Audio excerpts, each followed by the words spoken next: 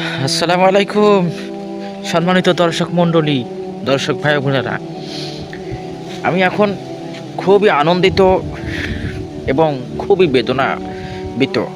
তো এখন আমি হাসবো না কানবো, এই লাইন আমি খুঁজে পাচ্ছি না। তো বিষয়টা আপনাদের সাথে শেয়ার করা দরকার। আমি খুশি কেন আর ব্যথিতও বা কেন?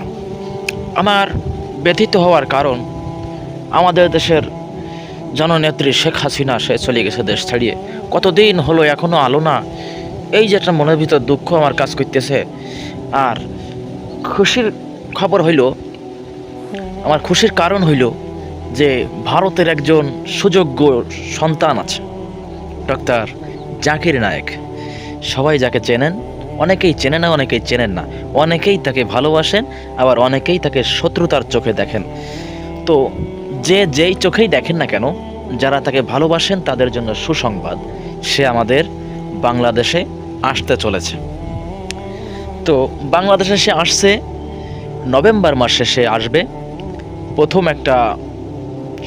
প্রথম একটা বয়ান তার আছে 29 এবং 30 তারিখে।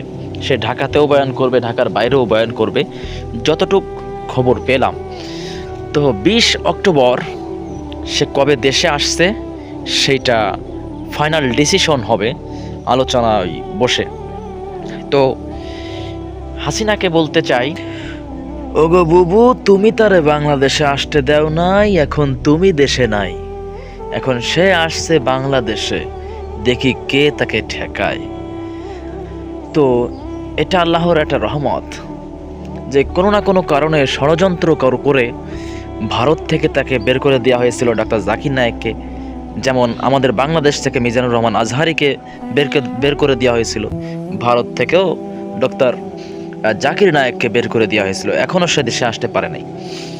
তো আমাদের বাংলাদেশে সে আসছে, বাংলাদেশেও আসা নিষেধ ছিল তার। শেখ হাসিনা আমাদের জননেত্রী আগে এটা নিষেধাজ্ঞা জারি করেছিল।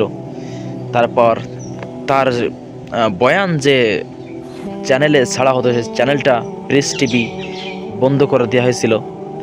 তা সেই সমস্ত চ্যানেল আবার চালু হবে এবং কোরআনের পাখিরা বাংলাদেশে আসবে।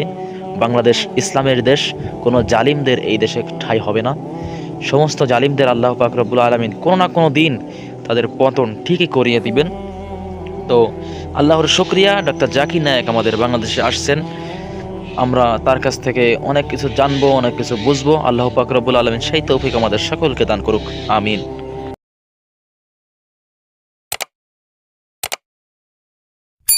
Subscribe to my channel.